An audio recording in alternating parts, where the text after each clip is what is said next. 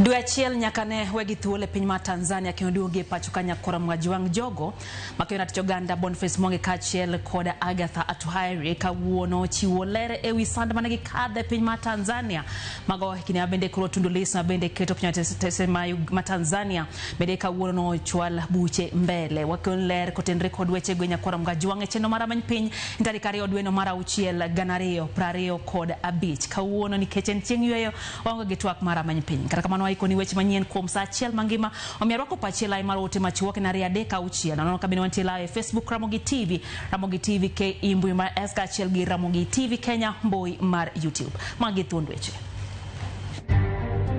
And out of the shootout at around 8:30 we were able to track the entire night the systems of these fellows. Achije abirio semaki bang' jonjore monjo bila Nakuru kendo onego bila achiel kama moko oyudo hinyruok.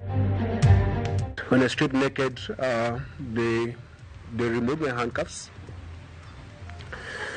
and then I was grabbed by about 4 men. Joked ne ratich oganda Boniface Mwangi kod Agatha Atuhaire ochiwo sigana mar sand mane gikalo e lwet sirikand Tanzania.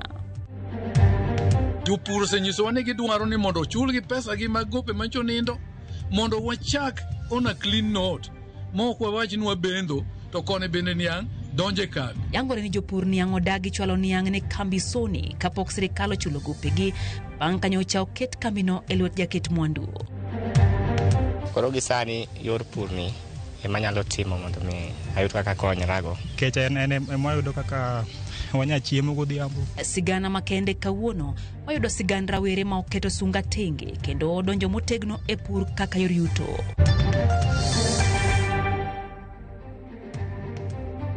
Machiegni nyakora Mwajwang chendo endamany piny wantie gi jaloko Liz Otieno nyinga Lydia Okeyo. Achije abirio make kaluwore gi monj mano timore otieno manyoro mano weyo kawo bila achiel owito ngimane kama moko 2 odong' gi hinyruok e boma ma Nakuru.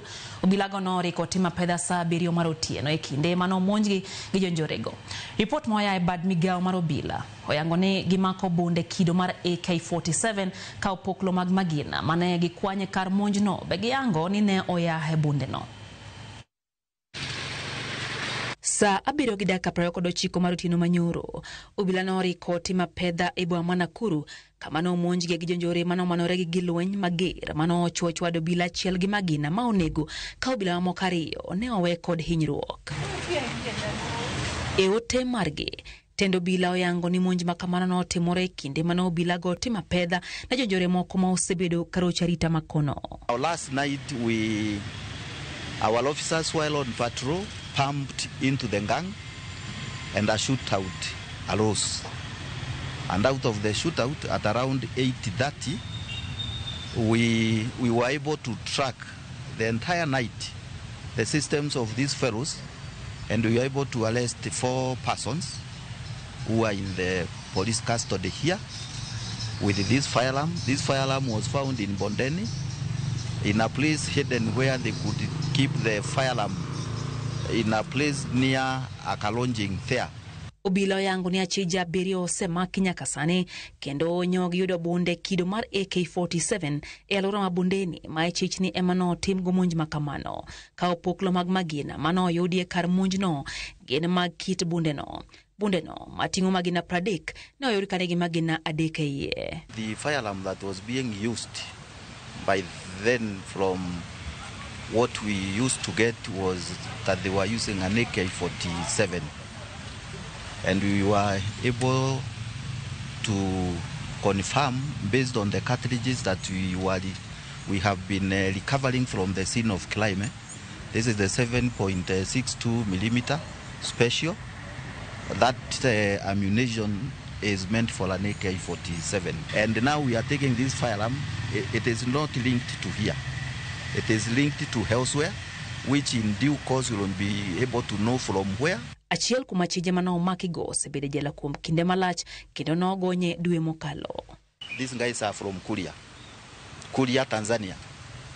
The 4 or 5 of them, but with accomplices in between here, and one of them is an ex-convict who was released from JK prison here in Nakuru. Jodak malura no kwa mondo mi obed motang kendo gigo report ka obila ponone gi chich gi ngata. Commissioner ma county no Loiford Kibara oyango ni alora no sebedo gi rochruok mararita kuom kinde. For 1 week we have been having a series of serious crime. Any time between 7 and 8:30 we have been having breaks into M-Pesas. And the worst of it happened yesterday because the team behind here, the county security committee, the sub-county security committee and the DCI officers, we have been out for the whole period trying to trace where this fire alarm is being kept and who is using it. We should all share any suspicious character that you have seen nini, because munataka kuniambia confirm ilisha. Si mnasikia walienda TikTok. Inaitwa TikTok kama inaitwa nini? I'm just told wamechange tu game. Obilario manoyudo hinyruok dhi mbele gi yudo thieth. Jakenratiro mar Uganda Boniface Mwangi kod nyawadgi mawuok e piny mar Uganda Agatha Atuhaire onyise lela kawuono kit sand managikalo ka gin e lwet apisas manosandogi e piny ma Tanzania dwe mokalo. Ma en thuolo mokwongo magilero gigo manotimore negi ayanga. Giso sirikande mag Kenya gi Uganda kuom remo winjo ywak margi. Jafwambo Cleophas Oluoch miyo waler kaka ne gitwak gi jofwambo e boma Nairobi kawuono. Jokedo ne ratiro Uganda ariyo, Boniface Mwangi mawuok e piny Kenya kod Agatha Atuhaire mawuok e piny Uganda otwak e thuolo mokwongo nyaka ne wegi thuolo tok kane ondhigi kod sirkand piny Tanzania. Ka gitwak gi ute fwambo odiochieng' ma kawuono pacho kae, gilero kaka ne omakgi ka giwuok e magawa mane gintiere nyaka kama ne olornegie.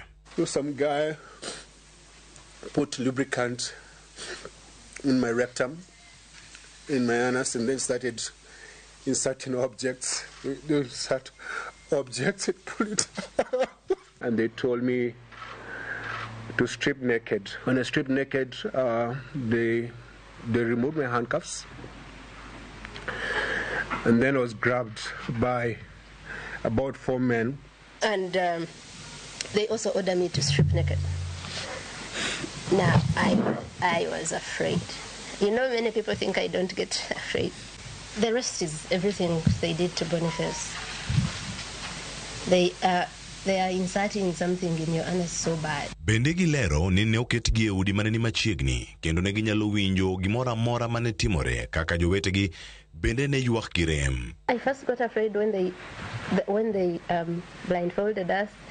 I think I had a moment of like almost a panic attack because always my fear was being tortured. I always thought, I wish the day they get me, I have like poison and I swallow it so that I don't go through so much pain, so much humiliation. So I was afraid when they picked us up, and then I told myself, there's nothing you can do.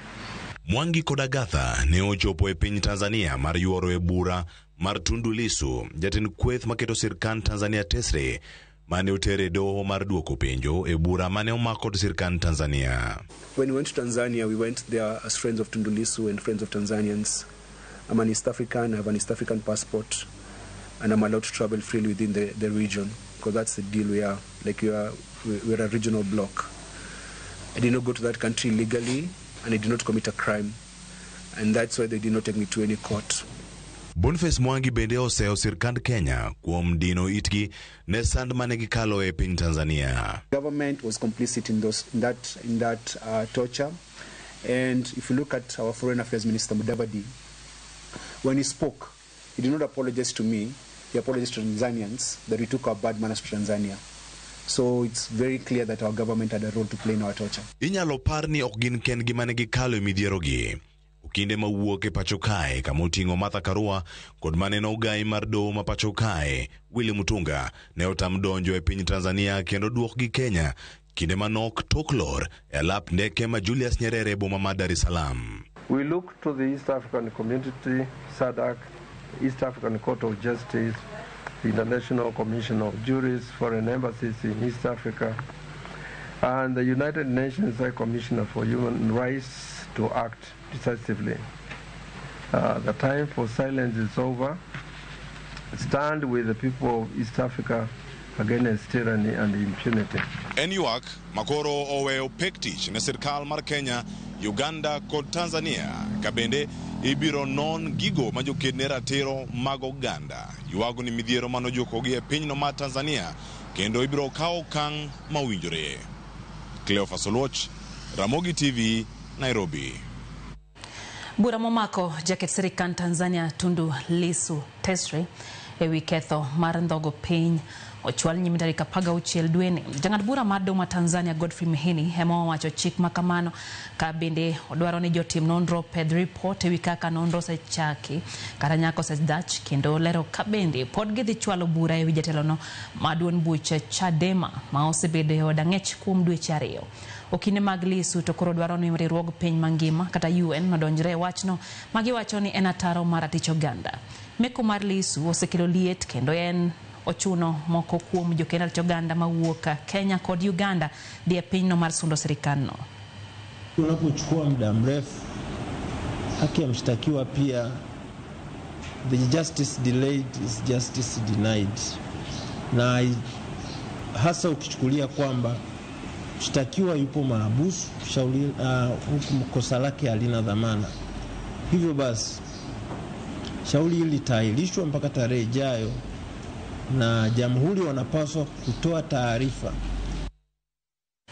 Yorok mapeko kwa kodon bura mar UDA kin jotelo mag duon burano. Governor ma Embu Cecil Mbarire ma jakom UDA ywak ni jotelo moko manyo yore mag tulego oko. Lemo mar jakom ne mar gisebedo ka gibago romo moko e kaunti mare ma ok gikaw pache. Walter Nyabaga ntiere kod ler. Ekatodoko ne ber chama lote ot mokwe moingo hadhori ng'e ot makoko nitiere e chal mar ywaruok mapeko kwa kodon bura mar UDA. Kama jakom UDA Cecil Mbarire bende ene governor ma Embu wuok tung mosuo kod jotelo moko sirikal mokoni temo gaje kendo duode duon burano mar UDA. Those officers from Nairobi who are coming to Embu to hold night meetings to find elected leaders na wana heshima na wanajifanya wanaelewa siasa ya Embu kutuliko sisi. When we are working round the clock to fight for this government, tunaambia wakome. Wanajijua those officers. Na wakiendelea, I will mention them. Juma mokalo, jalup jatend piny Kithure Kindiki notimo rombe kod moko kuom jotelo. Joale kaunti no ma Embu, romo, mosekelo liet ne governor Mbarire, kochech ne nyalo mwonyo tende e kaunti no. Mimi sijakuja hapa mzaha. Sijakuja hapa siasa. Kuna siku ya siasa. Kuna tabia ya serikali kutengeneza problem alafu inakuja kuleta solution. Wanatengeneza insecurity ndio waweze kukuja kutatua security. Juzi hapa Embu, Mheshimiwa Kindiki amechukua machopa 20 kukuja pale Embu kurudisha chief ambaye walifuta kazi. Kata kamano moko kuom jokanye duon bura mar UDA, moko ne jakom UDA Cecil Mbarire ocham mana nyanje wi kaka osetayo lemono mar jakom UDA mago moting'o seneta Boni Alwale, jaod bura ma Manyata Gitonga Mukunji, moko ne Mbarire orem nyiso chia mar telo lemo mar jakom UDA. Nimeona gavana wetu analia usiku na mchana ati amefinywa na Kindiki. Wewe muimba wa kujidunga, mtu aambiwi pole. Hauna uchungu. Wewe ulikuwa participant kwa kufuta Rigiji kazi, ndio Kindiki apate kazi. Ukaenda pale, ukafanya ukarabati, ukamtoa mpaka kwa chama. Walter Nyambaga, Ramogi TV.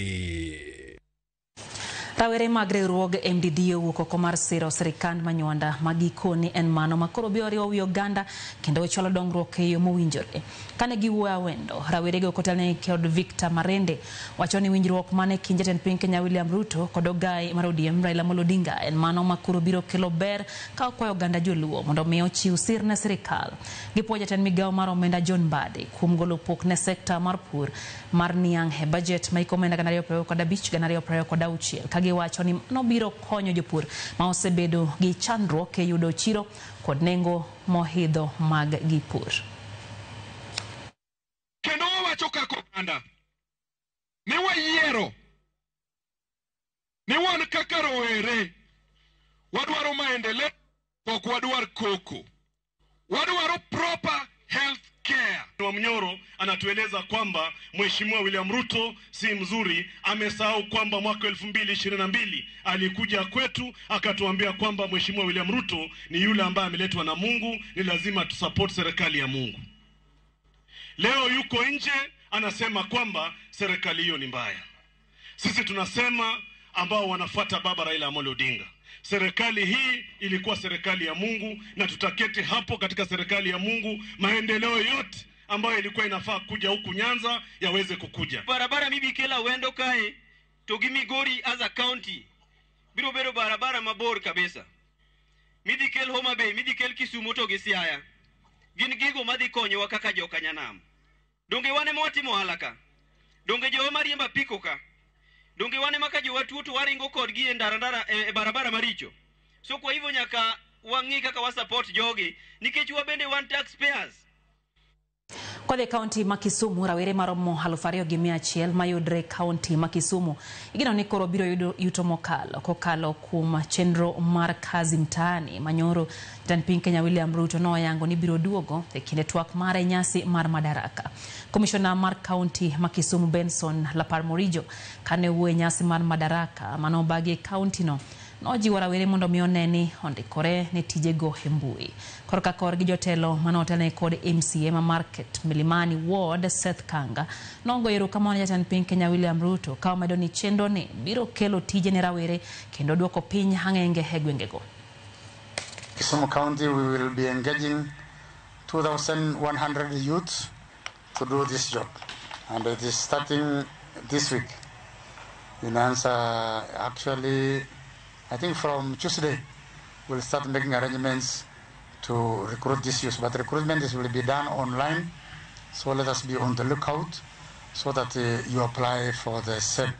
Aparo ni gibiro poge sub-county ka sub-county. Mondo sub-county ka sub-county oyud equity obedi. Uneno kaka zivastani uduogo. Koro wakwayo vijende. Ne website ili keti. Mondo gi apply. Mondo ji obed gi kuombe maginyalo timo. Wamor ni kawuono lande officially. Ne wach mar kazi mtaani oduok back kendo vijande manyocha ywak, mine manyocha ywak ni onge kaka ginyalo konyore. Koro ginyalo yudo yor konyruok. Kwa ng'iyo mago mag thieth, riwruok mar governors oyie mondo mi go kwan mar jochiw thieth mag UHC achiel kachiel mondo mi oyang ka bende na adier ne mibadhi ne nitie chudo mage. Kata kamano pod ginyono piny ne nyaka megi pesa eka giyie mar kawo ting' margi mag laktechego. Mabire kinde ma jatend migawo mar thieth Aden Duale to pod onyono piny ni onge pesa ka komiti marango budget to osebedo ka dhiro jatend migawo mar omenda mondo mi ogol omenda. Judith Omondi ntiere kod ler. En ywaruok ma osebedo kuom dweche 6 koro ka nyaka sani manyien owuok. Manyien mayango ni nitie jal ma osebedo ka chamo sara mar jotije UHC 3,000 mabandia. Ma biro bang' jatend migawo mar thieth Aden Duale chwalo oboke ne tend counties mondo mi otim kwan achiel kachiel ne jochiw thieth go paro ma governors go orwako. Government of Kenya is losing taxpayers' money by paying ghost UHC workers who cannot be accounted for. Kwa sababu ile list kukula ile 8,700, tukiangalia rekodi zetu sisi kama county governments, we do not have 8,700 in hospitals. Iko party yao karibu 3,000 which you cannot account for, kwa sababu mwenye kulipa ni tofauti, pahali ya kufanya kazi ni tofauti. We must do a head count for the UHC workers. Winjruok mar timo kwan kanyakla kata kamano biro e kinde ma pod ginyono piny ni mondo mi girwak jotijegi ayanga e counties nyaka migi omenda. The funds have to be available. And now that they are coming to the end of their contractual period, what the National Ministry of Health is trying to do is to wriggle out of the arrangement by transferring the payroll to us without the commensurate amount of resources needed to sustain them in perpetuity going forward. And this is what I have a problem with as the chair of COG. All I'm telling my brother at the ministry is, yes, if we are going to onboard these people, you have to show us where the money is. Paro majaten migao mar thieth Aden Duale tokoni ohewe ni maro ken jaten migao mar omenda. Mimi si waziri wa fedha. I am a very serious Muslim.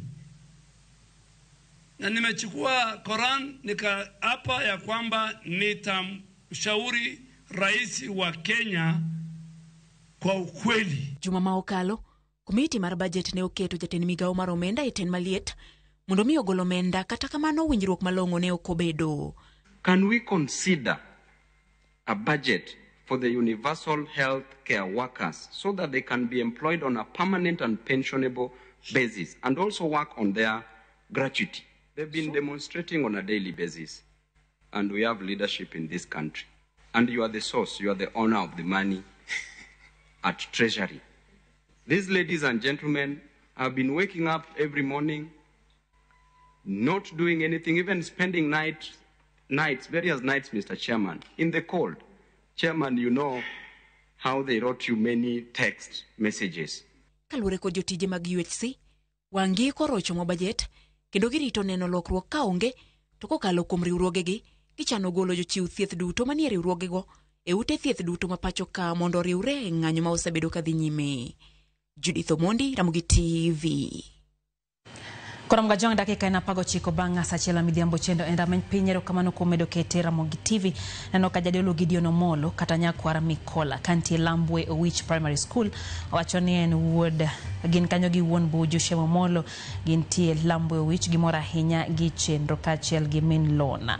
Baba Twins mara Onjinyo wacho kanyo ni kaka gin jo Homa Bay pod gimora hinya nikech pesa pod wuotho e boma ma Homa Bay kato wacho ngatem matek wandik ne oganda nying mar paya gidoluo mondo ng'eka gisome malongo wacho ni en gimo sebedo kanyuolo paro mopogore to kama na Baba Twins Osino yu wacho ni entiere Nairobi mor gi weche Geri Kawoche wacho ni entiere Nairobi Kayole in kanyo nge wacho ni joka Buoch Karadingo Gadi School ka umus mage eno bende ote kanyo mara Jack Jawarianda wacho ni entiere gi Fidela Tinga kod min gi Nyang'ia gintie Waranda Biech gimora hinya gi chendo Osina Imo wacho ni Imara Daima Kanairo weche gichope o makare Odongo Hassan wacho ni entiere kodwa Samuel Achenje wacho ni entiere kodwa mora hinya kaka weche gichopo ne eyo makare wuon gi Paul Mbala wacho kanyo ne okaumos Ivan Soyuga Wasonga wacho ni entiere kodwa kaka wacho ni gimoworo en wach mar nek mar obila motimore Nakuru gin kanyo gi Rosemary Hoyugi wacho ni en gina bende winjo bednet kaone okang mar chik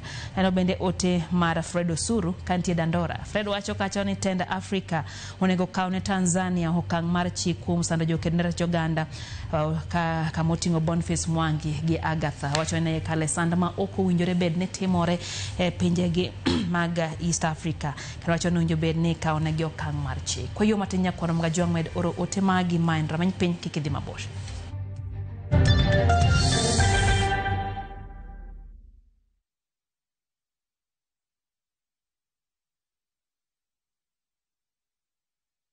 All right, listen up.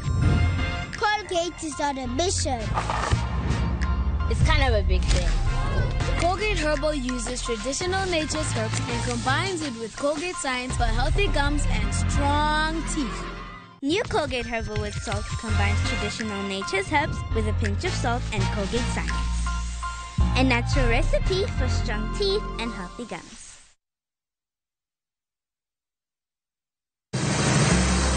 Isepenjori sigendni mayudore kuonde ma waluongo ni pachowa. Kapuonjani nobiro nikech gwenyruok e kind owete. Riwri kodwa mondo wanon sigendni mabeyo mag kuonde ma wadakie.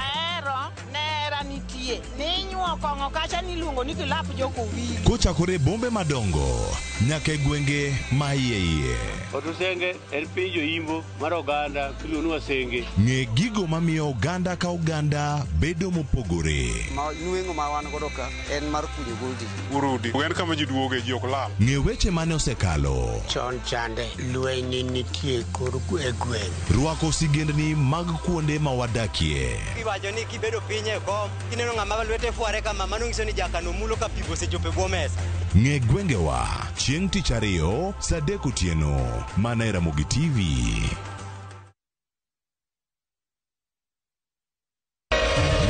Ramogi. Regulation okodhi through gimiluongo ni public participation. Be ikori mar donjo matut e weche madongo e Uganda wa. Mibadhi ma wuok e NTSA ng'eny seriously. I have to say this. Wanono weche siasa kod weche mamulo ngima jopiny. Sama gigo nyaka japur. Nikech japur ni obro puro kande ni otere kanye. Buch jopiny en kama wamiyo pek paro kachiel kod nonro ma intiere godo. Wan gi chike mabeyo matayo gigi waduto te. Ok diang' wachnya every time ka ng'ato dwaro to waloko chike. Nyinga Trevor Ombija jandingo panga jo nyakach dendo nombija taya nyakwar guok kocha pesa. Wanere kelo. Tich adek ka tich adek saa 3 otieno mana e Ramogi TV.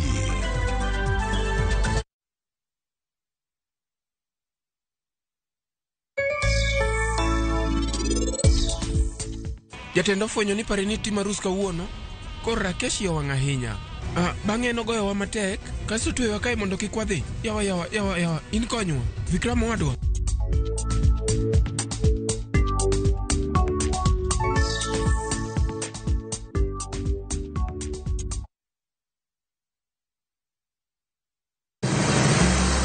Isepenjori e sigendni mayudore kuonde ma waluongo ni pachowa. Kapuonjani nobiro nikech gwenyruok e kind owete. Riwri kodwa mondo wanon sigendni mabeyo mag kuonde ma wadakie. Nera nitie. Ninyuo kong'o kacha niluongo ni kilap joko wili. Kochakore bombe madongo nyaka e gwenge ma iye. Otusenge en pinjo imbo mar oganda kiluonu wasenge. Ng'e gigo mamiyo oganda ka oganda bedo mopogore.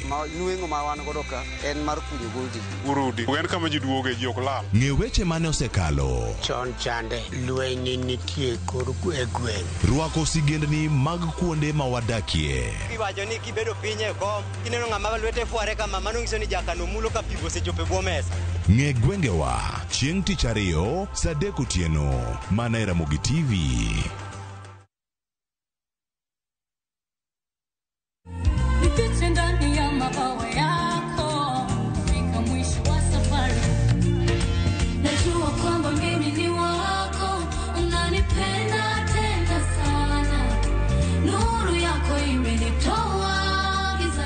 Mimi naitwa Vestine, one of Vestine and Dorcas. Kupata wimbo huyu bonyeza *811 *381#.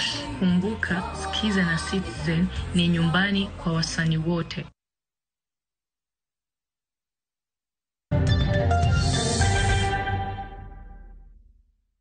Machiegni kendo nyakora mga jwang'ero kamano komedo kete ramany piny. Mach mar stima ochwado ma onego miyo majahigni 45 e sub-county ma Belgut e county ma Kericho kinyi ma kawuono. Kaluwore gi report mar obila, Joyce Chepkorir ne rik tedo kod meko mar stima motisene coil meko makorka no nyiewo nyoro. Yangore ni Jackson Martin ma en wuon pargi emo kwanyo ringre ka osetho e kar saa 3 mar okinyi. Ringre osetere kar kano ringre ma Sigowet kairito matimo ne bero kod nonro.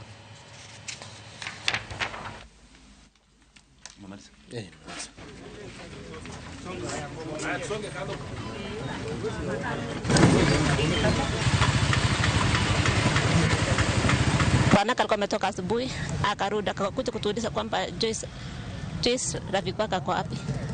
Tukaambia kwamba hatujui. Akasema ama ametoka kwenda kununua sukari.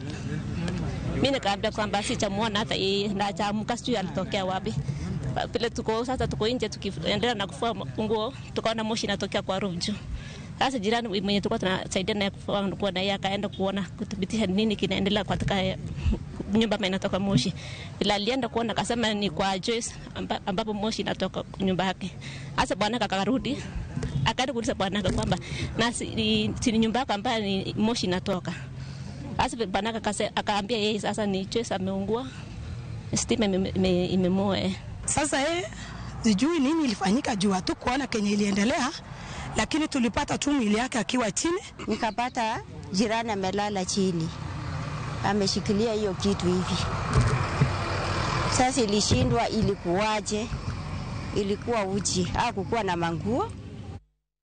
Jopur niang e kaunti ma Migori odagi chiwo niang ne kambi mar Sony mabende nyaka sani piny wacho osekete lwete Busia Sugar Limited e yor kodesa ka koro gidwaro ni nyaka gope jopur duto ma kambi mar Sony otiek chul. Mabire seche ma jopur bende pod nitie kod penjo mathoth e yore ma itayo godo kembe niang mag ji giwegi e Thurkae. Jojo manigi ler ko e kaunti ma Migori. Dwe achiel tok kambi mar Sony ket lwet Busia Sugar Limited e yorno ma kodesa penjo pod thoth malo duoko kuom jopur mag niang e kaunti ma Migori. Nito gope manyocha nitie chien mane onindo ma ok ochul kanyo pod lisi pok okawo kambi. Jopur gi tichulo nade? Mar ariyo nwadwa ng'eyo ni to lisi mobiro manyien odwa tiyo gi jopur gi yore mane? Be nitie gimoro ket piny e andika moro maber maler manyalo nyisowa ni mae kit kaka odwa puro e kaka odwa tiyo, chudo, transport biro bedo nang'o? Jota kamis chako kale midhieche mopogore opogore. Kama mokwongo en okang' ma jopur niang bende koro kawo mar tamore chiwo negi niang' nikech gope mathoth mag jopur bende koro pok ochul kod piny owacho. Jopur osenyisowa ni gidwaro ni mondo ochulgi pesa gi mag gope mancho nindo mondo wachak on a clean note mok wawach ni wabendo to kone bende niang' donje kambi. Kada bende ten kambini manyien ma Sony endo osesingo ni jopur ma otero niang' ibiro chul e kinde ma jumbe ariyo midhiero ma ende jopur niang' oseneno e kinde moko alwet mokuom kembe niang' mag ji giwegi chal ka gima koro nyalo chieno ten ka manyien ma Sony Sugar kod kembe moko mag piny owacho ma oket lwet ji giwegi. Tend jopur niang' wacho ni jopur niang' osebiro kod luoro kuom kembego ma itayo kod ji giwegi nikech sand ma ende gikale e lwet mokuom kembego mag ji giwegi e kinde mokalo. Ging'ado jopur dam ka japur bet niange kapi iywayo kapi masin japur chudo kichaki gole wech masin kapi e kembe mag giwe japur chudo tiende ng'ade diriyo ma emiyo gi nil onge pesa maginwang'. Machalo kaka way bridges iyudo ka onge gi control maber, iyudo ka tans moko lal kacha japur ichulo to tan mowito kanyo iyudo ni samoro ng'ato wito ka tan 10. To magi gik mane wawacho ni miyo waluoro omiyo nyo wawacho ni wadwano waber gi lisi ni piny. Jakom rokno ma jopur ne Kenya mangima Ezra Koth wanjo kit mwandu ma okawo kemberego niang' mag piny owacho nyaka koro lok pachgi e yo magitiyogo kod jopur. Bet masani wadwa ni japur ke japur nyaka kimiro material nyaka make sure ni oket agent mare mane omiyo jopur selal komiye mbolea achiel e kembe mag ji giwegi ting'ado ma mbolea adek to miyi achiel. Okoth wacho ni kembe ji giwegi osebedo ka sando jopur e yore mathoth. Gino mosemiyo jopur mathoth ok nitie thuolo kod thothgi. Owacho tilgo mag pimo niang' bende thoth kembego mag ji giwegi e kinde mokalo osebedo ka koro tiyo godo jopur chich ne koro digi ka bende ma achiel kuom luoro ma bende osemiyo kuom jopur niang' ok osebedo thuolo kod kembego mag ji giwegi. Wadwa ni kembego chek masindegi mabe wadwa ni kambi kopim achiel koa Sony ka tendo gipime Transmara mondo wang'e rating kamili. Dr. Isco Loch achiel kuom jopur niang' kendo achiel kuom jogo eko ma osiwuok oko mar director e Sugar Board wach ni nyaka koro ket tudruok makare e kind kembego mag ji giwegi ka achiel kod jopur mondo eka winjruok koro bed maber. Neno ka wach mar leasing ni to ok orach nikech gima duong' mwadwaro en ni bende pur niang' kelonwa chiemo e mesa, be wanya tero nyithindo skul, be gigi wanya dhi maber kaka jopur. Koro ng'ama nyalo miyo magi timore to kanyo to akaneno ka onge gi wach. Kendo agombo ni kaka kamochopeni wa support jowa mobiro mondo kaw kembe wagi. To koro gima watim nyaka wabed gi oversight malong'o mondo joti kanyakla. Gimiluongo ni strong stakeholder engagement nyaka bedie. Penjo maduong' en ni bende chike matayo wechego mag niang' bende oket motegno ma kodhi rito ratro ma japur kod kembe. Chikni bendo biro kelo gimilo ni sanity in the sugar sector. O regulate kaka koro japur gi jakambi onego bedi. Kuom ranyisi, wan gi buge mar winjruok kata agreement books manitimo. Kawuone chikni wacho ni wadhi bedo gi standard agreement. Ma japur bedo gi kopine, mila bedo gi kopine, jochung' mag jopur bedo gi kopine. Ma biro miyo gik mabeyo beyo timore kendo winjruok maber timore. Tribunal bendo wuok e wach mar chik mobiro ni. Geno ma jopur ne ka okalo kuom directors magidhi yiero e Sugar Board koro nyalo miyo gi resruok e sekta no mar niang'.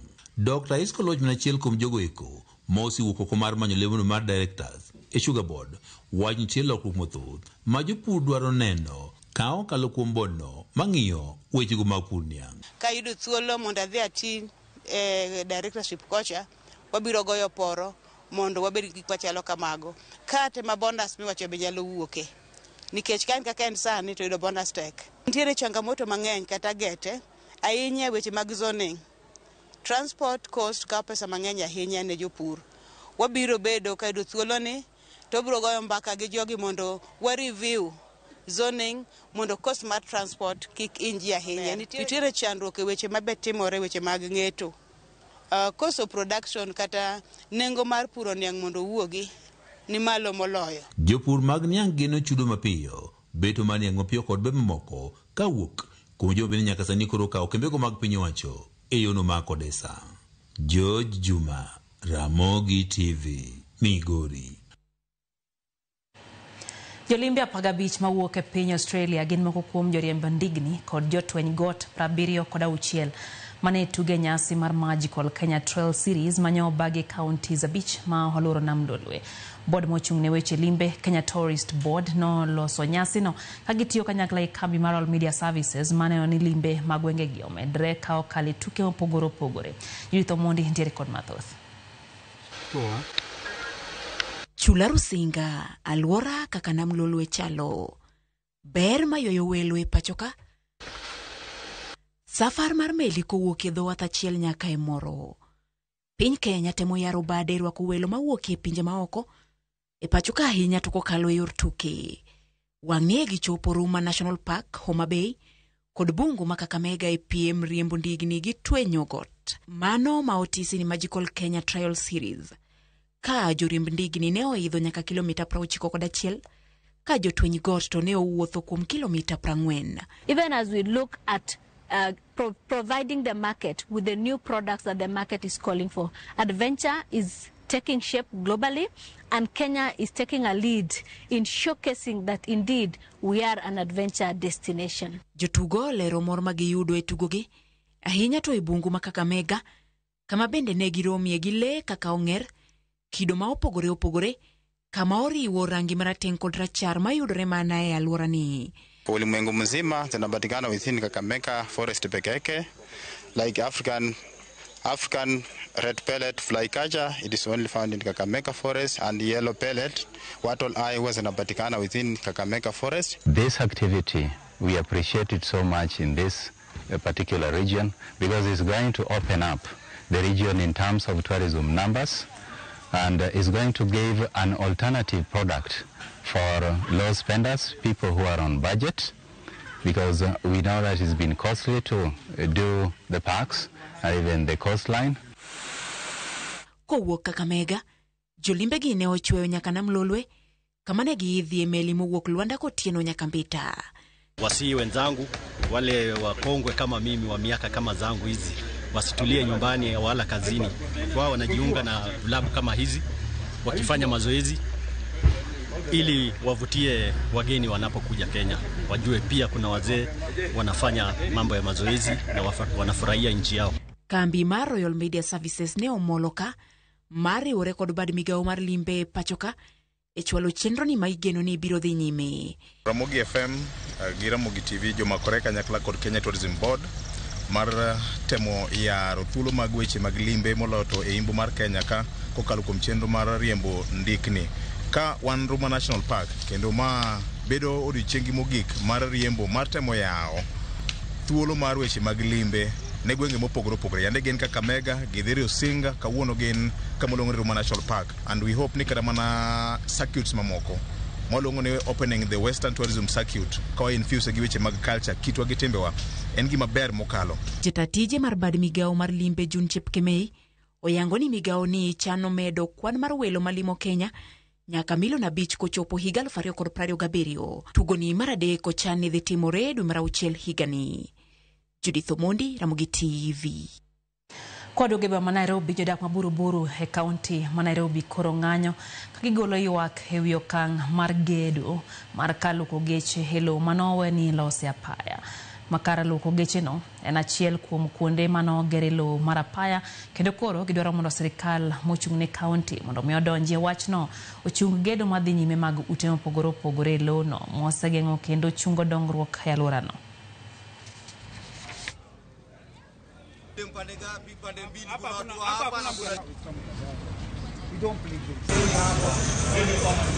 Now we have been faced with a lot of problems, illegal structures all over.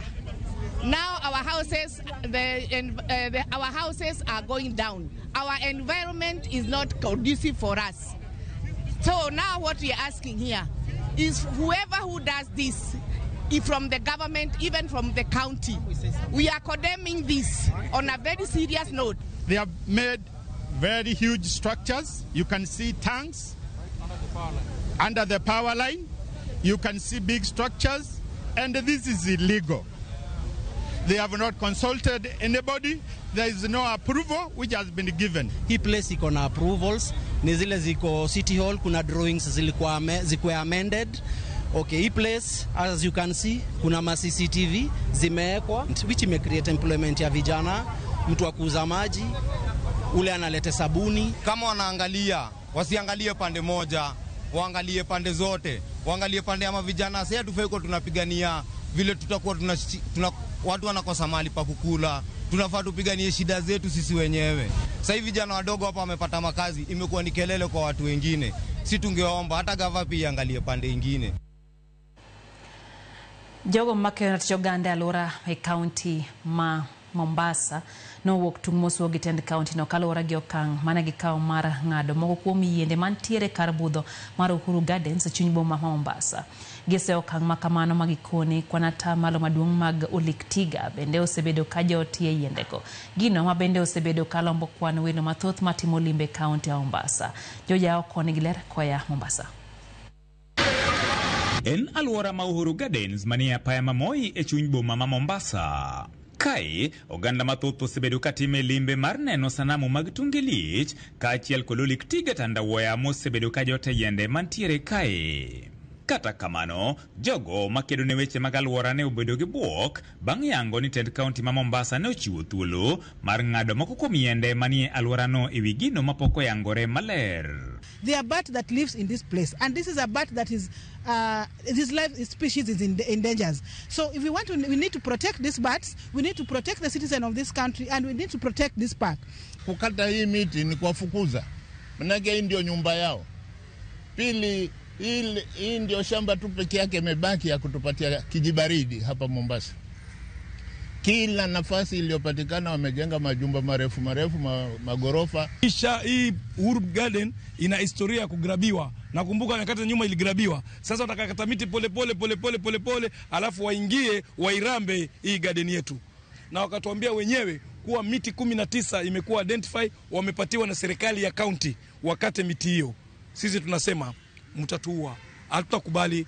Maduong' mag ywago en midhiero mapek kidek kwako kaunti ma Mombasa kaluwore gi weche mag lokruok mag kor lwasi, to chutho e kindeni ma oganda jo Kenya ijiwo mondo mi opidh yien kendo rito bunge manitiere.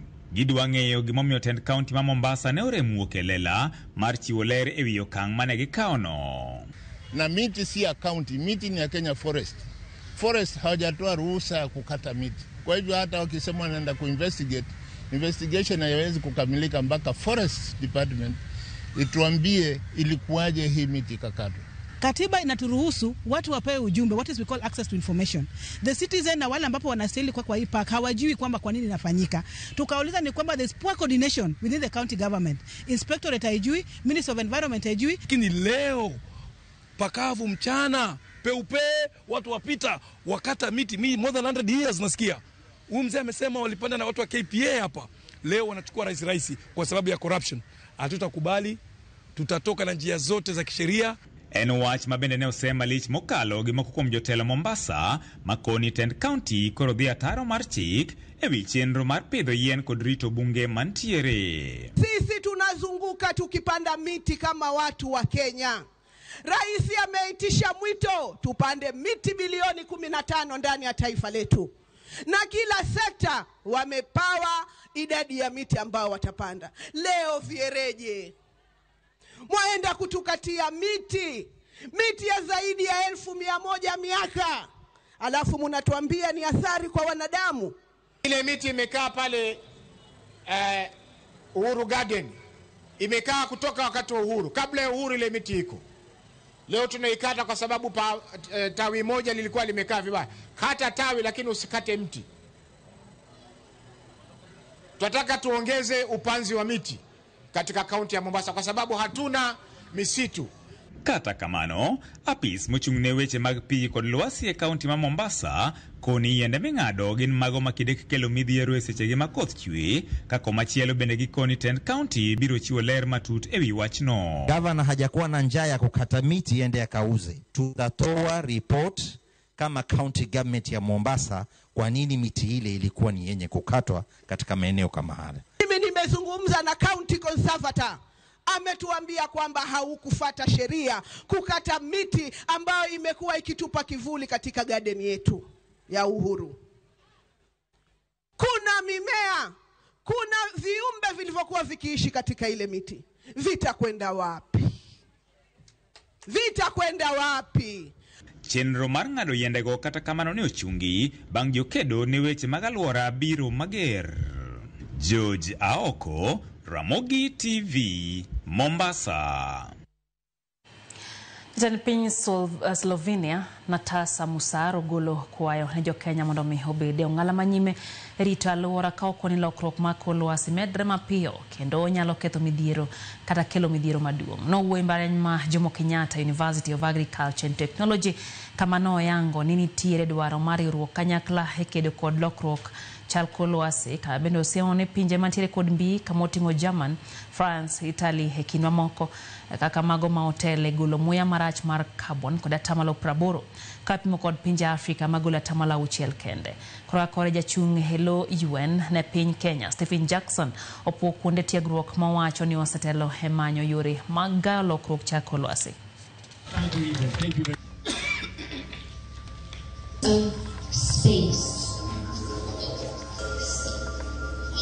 A year and a half ago, my country faced horrible floods. 2/3 of my country was flooded. I have never seen anything like that before, nor did my mother or my father. The climate is changing rapidly, and the climate doesn't know borders. It doesn't need a visa to visit Kenya or Germany or Slovenia. Can you imagine hurricanes and tornadoes in Germany? That's not a science fiction. It's there. The Slovenian Centre of Excellences for Space Sciences and Technologies and this Jomo Kenyatta University are working together to collect, and some of that collection will be done by what was unveiled this morning, to collect satellite data and design digital twin models to support the management of transboundary river basins in Kenya.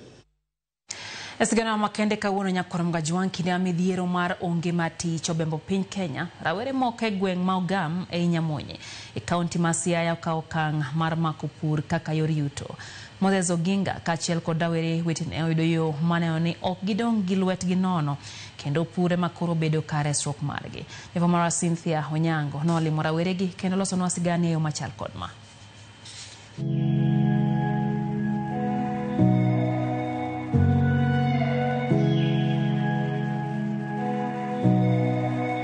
Okinyi sama piny oru e gweng' ma Ogam e Nyamonye en kwer e goki kod gig puodho minyalo mako ka geta maduong' en tieko keyo manyichako kendo loso 1-2 e puodho kapok chieng' otegno. Ma ema osebedo ngima rowere gi 3 malala poya mar jonyuolgi Chan kod koso tich makare ne ochuno mondo omany yore mowinjore mag dhi nyime kod ngima kata obedo ni midhiero to ne oluorogi. Nakoso school fee. Koro gisani yor pur ni ema nyalo timo mondo mi ayud kaka konyrago. Kech en ema yudo kaka wanya chiemo godhiambo. Kwa wuok kama oduma iki ema konyowa mondo mi wayud chiemo mambele mondo mi godhiambo kochopo to ok ni wamaji.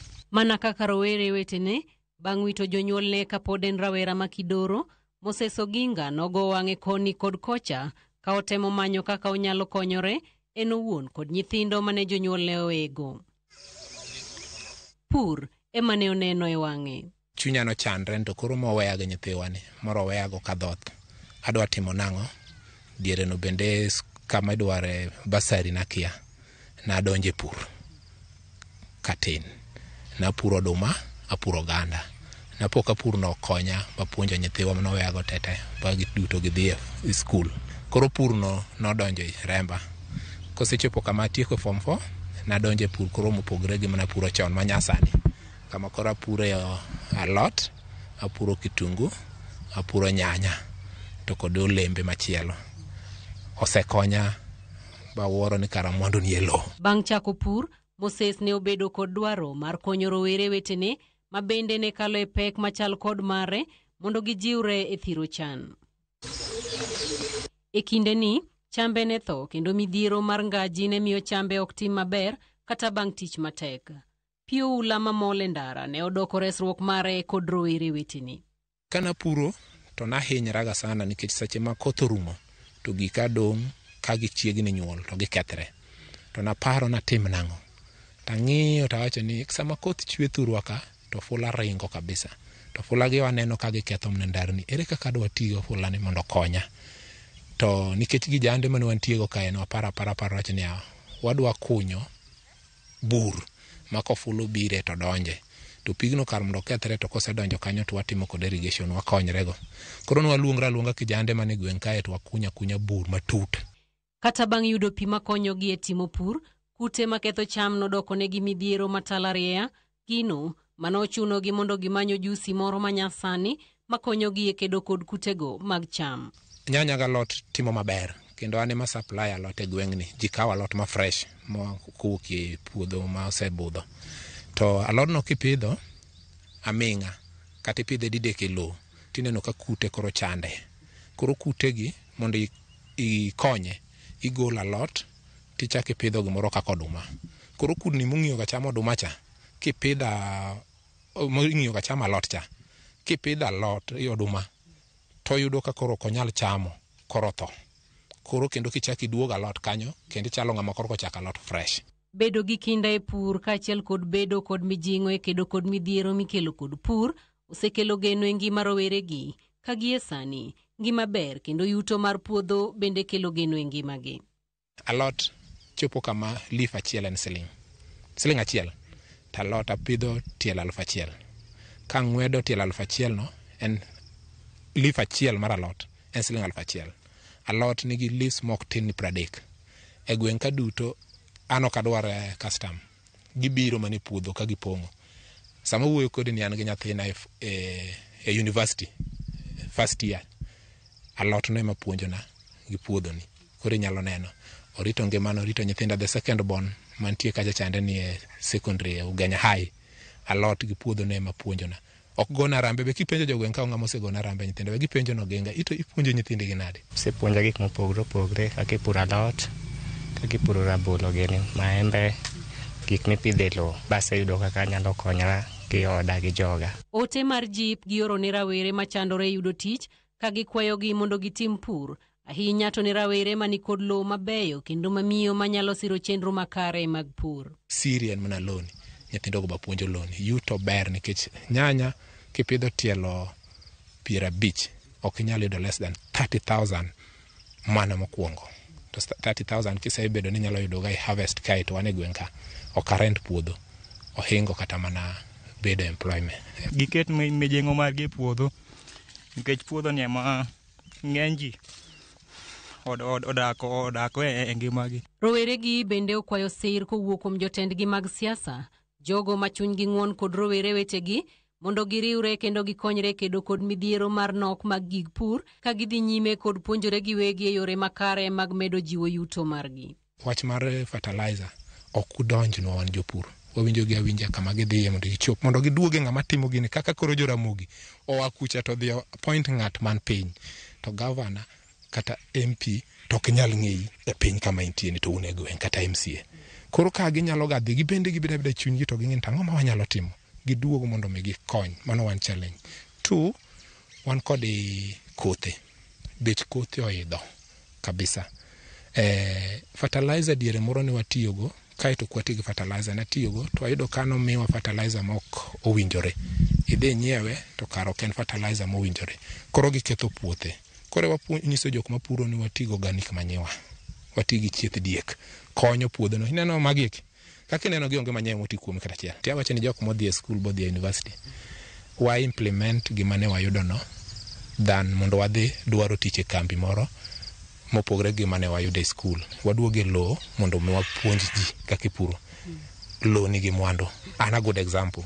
An gi nyithindo, an gi ntiere, an gi dalana. Geno margi en ni jotelo biro kawo moko kuom kido magisetiyogo kendo gineno ber margi temo kedo kod midhiero mag apeyni makethore kor gwenge ma pachoka kaluwore kod pio ula makinde ka kinde. Giketo pesa kama ok owinjore.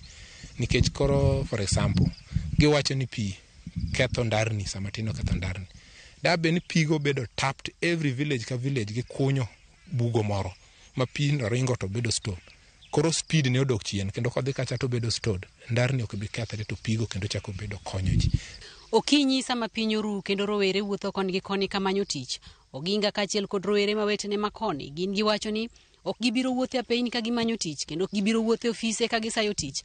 Kata kamano giwacho ni mwandu margi ni e low. Ka kuom mano giwacho ni gibiro medo tiyo matek kendo ndalo duto gibiro medo jiwo rowere wetegi mondo donje pur mondo gikony ochumi mapachoka. Cynthia Onyango, Ramogi TV, Nyamonye, Siaya County.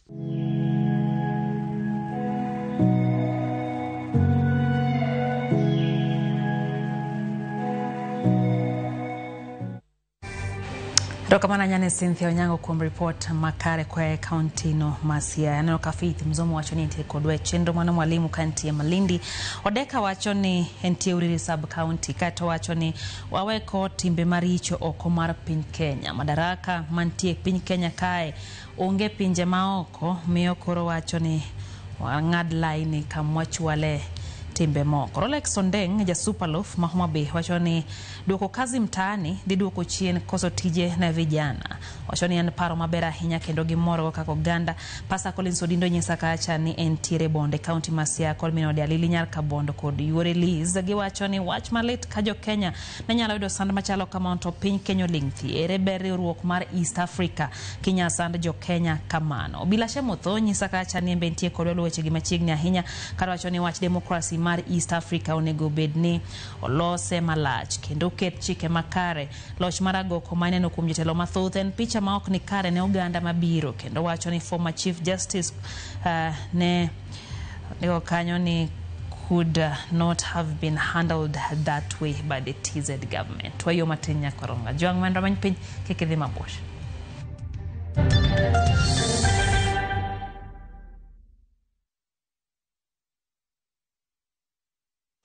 Saa zingine mambo kupata bila plan. Gas ndio imeisha, landlord akuache upumue, mtoto ni mgonjwa na bado ni mid-month. Usijibox kwa noma. Piga *531# and sort your emergencies with my Mobi Civil Servant Loan. Iwe usiku au mchana. Kama wewe ni civil servant, sasa uko sorted. Dial *531# and get up to 20,000 shillings and pay from your next payslip. No paperwork, no guarantors, no drama. Ni wewe tu na simu yako. Register now and see your limit in seconds. Build for Kenyan civil servants. My Mobi. Iko sorted.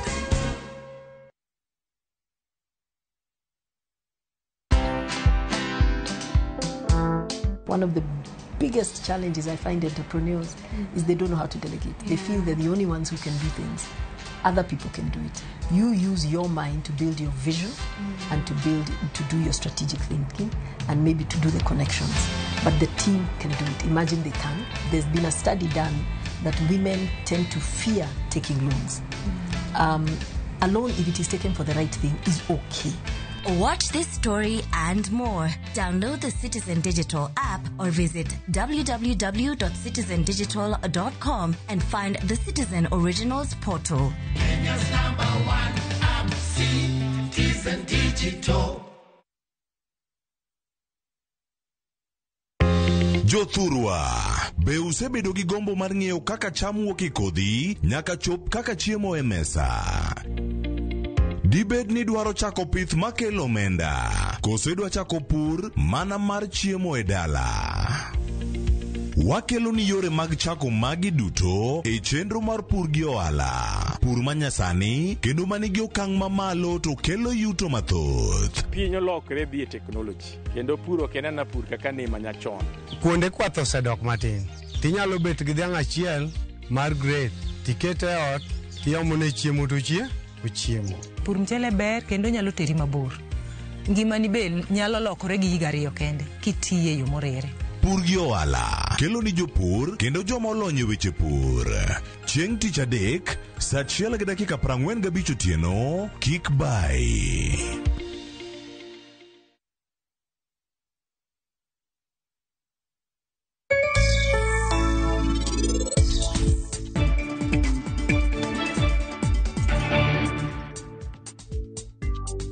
Jatelo emele ogochona, to kendo en omor ni nyathine timo arus gi parinit.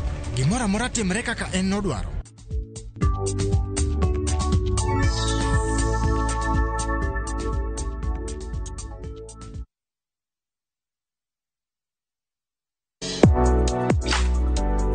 Chiemo ka chiemo nigi sigana mare. Moro ka moro kuom kit chiemo miyiero kelo ni gimoro manyien. Ojuri to koro kine en machagi ma en okelo ladha. Chiemo okelo appetite. Kata bed ni en chiemo mamit manigi suya mamit kata manigi iro, waduto wawinjo kitgi. Mamit. Kochakore chuny pacho nyaka e Kenya mangima, wakelo nu kit chiemo mopogore opogore, sigendni ma ok ong'ere koda timbe machon. Aleya en ringo mawanyeo walire to wakete gi chumbi. Kokalo kuom chiemo ka chiemo, biuru e wuodh ng'eyo kit chiemo, kit timbe kod tudruok. Tedo gi chiemo kod Jaelieta, tich adek ka tich adek, sari okinyi, mana e Ramogi TV.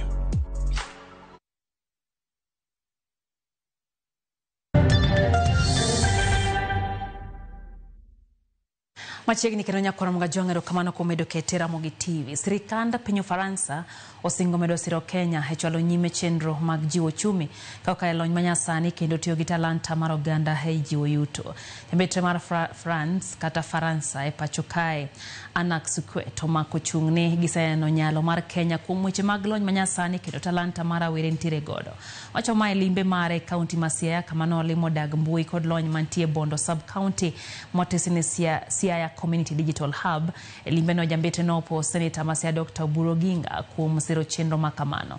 Jagor mongere migao mar awere Fikirini Jacobs mowacho ni sirikal ne opara manyime e loso chik makoro biro keto maine sekta mar lony manyasani. French. You have also French speaker here, but I think I can see there's a drive to also learn foreign languages. And as the embassy, we are already supporting some of the girls' schools here. The senator has made a pitch to support his own school, and moving forward, we'll also consider and try to support French language here in Siaya County. Knowledge is the equalizer. Education is the equalizer. You will be equal to all those people you think are above you once you acquire knowledge.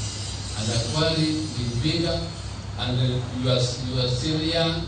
Don't engage in too much other side things. Those things are still there. The youth who are targeted now only became passive recipients of these bills. So that's why we are creating a platform where we are taking some of these initiatives, including the Creative Economy Bill and the Youth Bill, to the stakeholders for engagement of the same.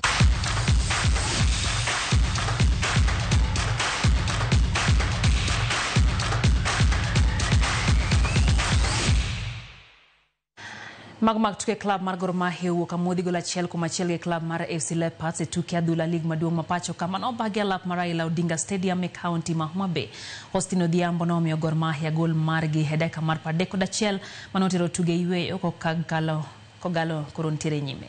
Bang' jotugo duoge pap, Bernard Wanyama nolo ne Ingwe gol margi makoro nomiyo gi points achiel e tugono mar Mashemeji Derby.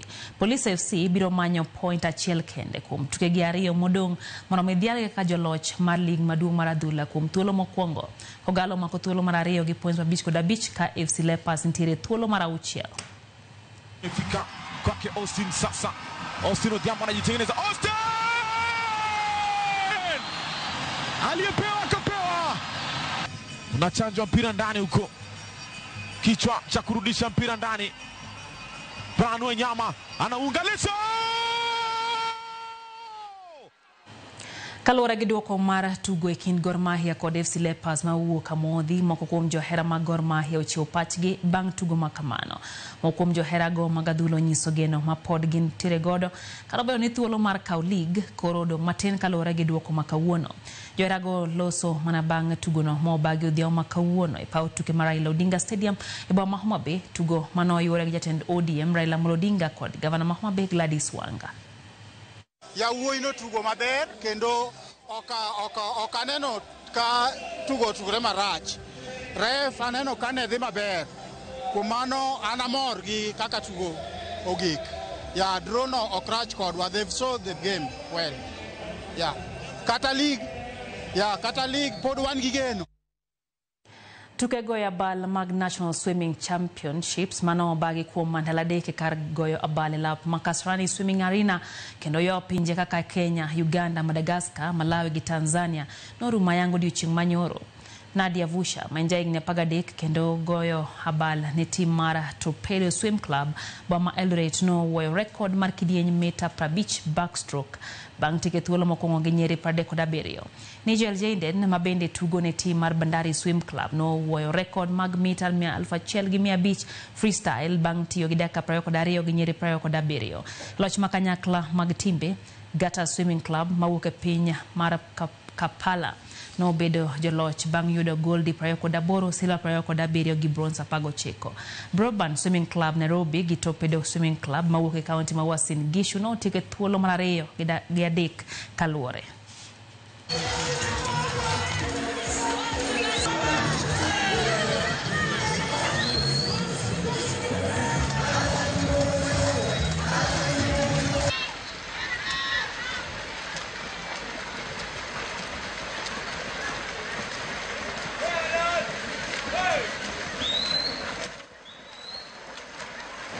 Club mar PSG no bago nyasi mar sungo kombe mar UEFA Champions League elap ma Parc des Princes Stadium seche 24 toka kombe no. Club mar PSG